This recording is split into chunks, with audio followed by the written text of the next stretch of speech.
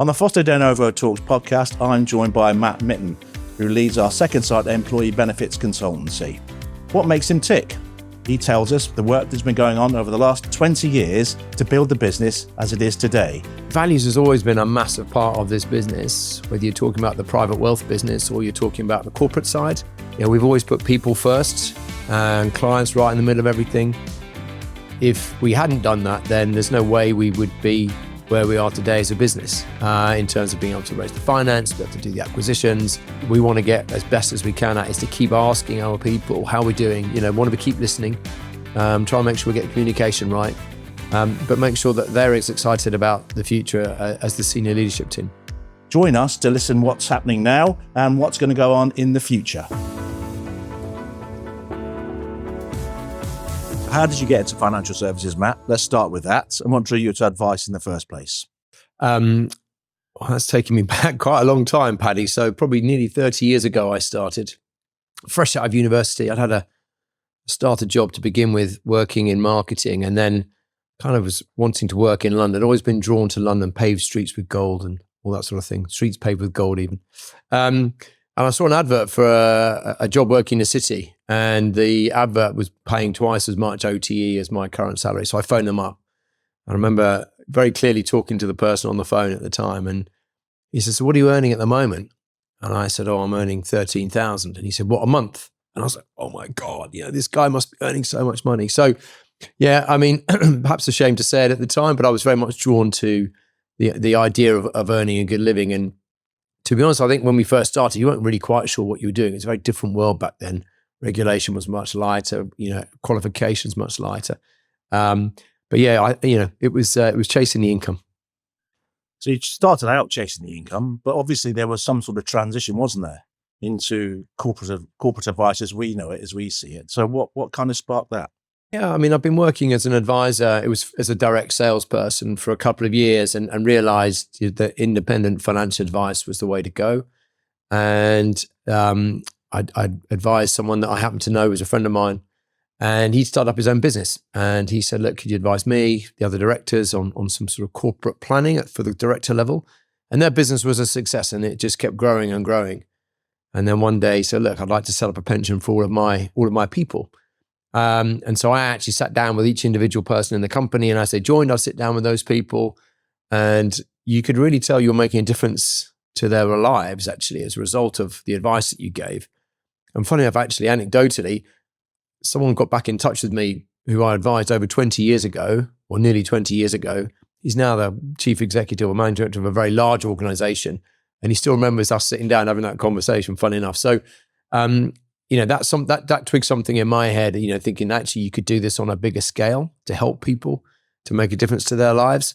So whilst the corporate advice has always been key, I've always retained a really keen interest in making sure that, we connect to the employees in those businesses too. And for someone to get in touch with you 20 years later, I mean, that is quite testament, isn't it, to the power of what you managed to do. And I think, how did you then take that experience and that success forward? I think Secondsight then came, didn't it? And where did that come out of? Just tell us a story about Secondsight, the employee benefits consultancy, and its genesis. Yeah, so I was working for a business called Inter Alliance as an IFA, and we came together with another business called Millfield. I think it's suffice to say that wasn't the most successful of integrations. And the benefit of that, however, was that we met some really great people. So two people have been massively influential in my life is Darren Haverty and Mark Bingham. Still here, still within Secondsight.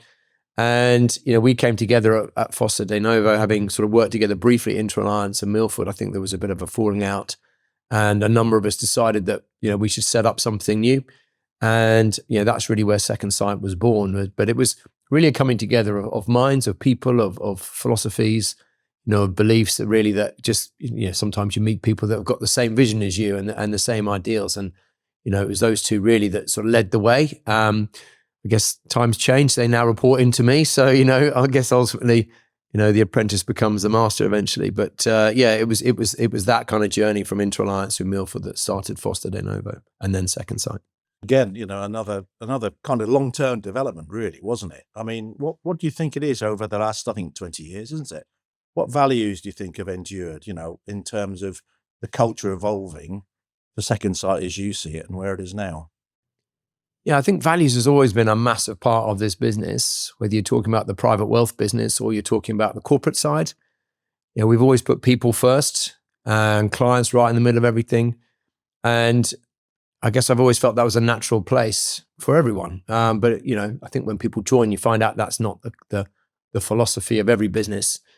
But we take it all very seriously. And with the recent acquisition, we wanted to make sure that the businesses were aligned. And just to give you an example, and this was led by Darren, so credit to him here as well to make sure that we did it right. Was we got all the principal partners together, and we've had 2 days off site, really talking about our understanding what we all believe to be our core values. And there was a book that we used to read and refer back to right at the beginning of Foster Denovo, which is called Good to Great by a guy called Jim Collins. And it talks about what a business needs to do to become great. It tracks these businesses that were good, and then what is it that become great? And one of the chapters on there is around something called the 3 circles. And the 3 circles focus on what it is you're deeply passionate about, what you can be the best at, and then what's your economic engine. And if you get those 3 circles right, if you look at the middle bit, where that overlap comes, that's your real sweet spot. And we felt with the 2 businesses coming together, we should really look at that. And what was great was that we came out of those 2 days and subsequently another half a day with a wider audience with a clear list of the things that we felt was important. So back to your question about values, number 1 was fostering a skillful, empowered internal culture with opportunities for growth. So we want to put our people first. And that came out very quickly, very early on from both sides of the table. So that was brilliant. And then secondly, it was delivering delighted client experiences through expert advice on pensions and benefits. So the expert advice was really key. Delighting clients was really key. And then improving the financial futures of employees was the other thing that we're really passionate about. So that's the connection. It's not just at the corporate level we're advising. We really want to get to the connection to the employees, which obviously links in well with the private wealth business as well. And then, yes, we worked on what we can be the best at and obviously our economic engine. But those values came through really quickly, and it's about our people and client experience. And I think that's you, isn't it? Articulating what the partnership, what the coming together of Secondsight and Punter Southall has come toward, isn't it? Using those values as a guide for it. Let's take a step back, though, to the time before Secondsight was in its latest iteration, when it was, I guess, when you were in a self-employed place, weren't you? Now, everybody in the company is familiar with the word practice buyouts, which is when a self-employed consultant practitioner becomes employed. And it seems quite, an efficient or smooth process. But what's the reality of it for those people, I guess, who are on the outside, or at least would like to know a little bit more about it? How honest can I be here, Paddy? Listen, I won't lie, it was a stressful time for everybody that did it. I think we were uncharted territory at the time. There's no doubt it's been transformational. I think if you ask everybody who went through it, was it what they expected? I think it was probably tougher than we thought. I think market conditions didn't help, both on the private wealth side and on employee benefits. You think about, we did this in 2022, so on the back end of COVID. We then had the Russian-Ukraine war. We've had market turbulence. We've had cost of living, all kinds of stuff impacting both corporate and private wealth. So all the time, you're driven by hitting a certain number in order to be able to achieve those objectives. But it's not to be underestimated. I think would be one of the things that I would guess reflect on. But I think that at the same time, it has brought together the business in a way that it was impossible to have done it any other way. And if we hadn't done that, then there's no way we would be where we are today as a business in terms of being able to raise the finance, be able to do the acquisitions, and also have the corporate structure that we've got, both on sort of corporate sort of Secondsight side. That whole organizational structure has changed. But also, I think on the private wealth side, there is a well-worn path now for people to follow. We've learned from many of the mistakes that were made or the challenges. And therefore, I think that people going after us hopefully have had a bit of a smoother ride. Gosh, well, I had no idea that it's been so recent, given your long association with the company. So that must be something that's really still in the forefront of your mind. And it's probably, I expect, good counsel for those people going through it in whatever shape or form it is. But I suppose what you've always said is what it led to was the formation of Secondsight as a big advisory consultancy that it is now. So in terms of, like, you never seem to, you've gone through the PBO and now you run this much bigger business. What are some of the sort of touch points really for managing that business in the way that it is? Well, as you say, it's been a big shift. It's been a change for me, going from primarily a sort of an corporate advisory role to much more of a management role. So personally, it's been quite a significant shift. That started on the 1st of February officially, probably a bit before that unofficially. But personally, from a personal perspective, I'm loving the role. It's a different challenge. But I mean, it's made much easier for me because the people I have around me are brilliant, actually, and I've got a really strong management team. And you've only got to read a few management books to tell you that the best people have the best teams, right? So we did a town hall this morning, and there's been loads of progress in those 5 months. We've been a real focus on our propositional integration. So again, the kind of the mantra was taking the best of both. And I really feel we've done that. I don't feel that there's been any one particular dominant party. You've got two businesses of equal size coming together with slightly different ways of doing things. But coming back to this point about what our values were, what are the things we're passionate about, we kind of got that out first so that when we looked at proposition, you can apply the propositional thinking to your values, and in which case it makes some of that decision making a lot easier. I think it's been quite challenging because of all the change as well as BAU at a time when we're still striving for growth. So asking for all of those three things to happen simultaneously is difficult. So, people are feeling a bit stretched.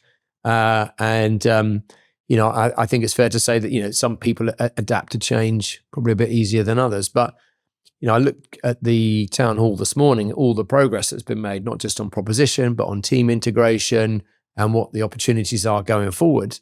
And, it's undoubtedly very exciting. It's undoubtedly a place that people can grow individually. That's back to point number one. How do we empower our people, create opportunities for their growth? So I'm hoping they can see that more and more. There's always going to be more work to be done. And that's some of the feedback we've had from our survey. So that's the other thing I would say for me, we want to get as best as we can at is to keep asking our people how we're doing. Want to keep listening, try and make sure we get the communication right. But make sure that they're as excited about the future as the senior leadership team. And I guess being stretched is uncomfortable, isn't it? It's but if you do it within the collegiate context that I think you've articulated very well in the supportive culture that's been built, then I guess anything's possible, isn't it? Especially when you're asking your team for new ways of doing business, or at least stretching what they do. Let's look at one aspect of that, which is the corporate clientele that you've got, and the crossover with advice with referrals to our private advice business. Could you tell us a bit about how that works? Yeah, so I guess it's always been part of the business. And as I said before, we've always had a focus on the employee and their outcomes. And I think historically there was probably a sort of a much more of a focus on just their group personal pension planning. And we had a team that went into the workplace to do that advice in the workplace. And I guess more recently, and I say recently, this is like over a number of years, it's not a matter of months, that there's been opportunities for those individuals who've had advice in the workplace to then speak to one of our private wealth advisors about their own personal circumstances. It sort of happened sort of incidentally rather than as a strategic opportunity. But I think, as a business now, we are looking at becoming more sort of laterally integrated. So we're talking about private wealth, talking about Secondsight, talking about digital, we're talking about investment management. So all of that needs to come together in a more collegiate way. And so there is definitely an emphasis now on how we create that opportunity. And, I love the fact that we can service everybody now, irrespective of their level of income. We can provide them with some advice. So whether it's advice just on their workplace pension, whether it's more broad financial advice on a one-to-one basis, or whether it's done digitally, we've got a much broader reach, which sits so much better with our overall philosophy as a business, I think, where we're trying to advise as many people as possible. I mean, the advice gap has been around for ages, and I'm excited about the fact we're trying to bridge that advice gap. And I think within Secondsight, we've got hundreds of thousands of people that sit within those clients. So it gives us a really strong opportunity to go and talk to corporates and then have that as a way in to provide the advice to the members. Talked about the past, Matt. A great deal of progress. Let's look to the future now. What most excites you about it? There's a lot that excites me about the future. Obviously, we want to continue our growth trajectory. I really want to integrate these businesses so it feels like one. and that people can see where their roles lie and what their opportunities are. But in particular, I think our health and protection team have a really bright future.